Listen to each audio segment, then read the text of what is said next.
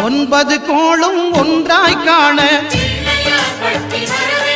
அங்கு கற்பகம் என்னும் கடவுளின் மெய்யில் 9 கோளும் ஒன்றாய் காண அங்கு கற்பகம் என்னும் கடவுளின் மெய்யில் சூரியன் முதலாய் 9 கிரகமும் பலவித குணங்களை கொண்டிருக்கும் எங்கள் கற்பக தருவில் அவை வரும்போது ஒன்றாய் சேர்ந்து பலனளிக்கும்.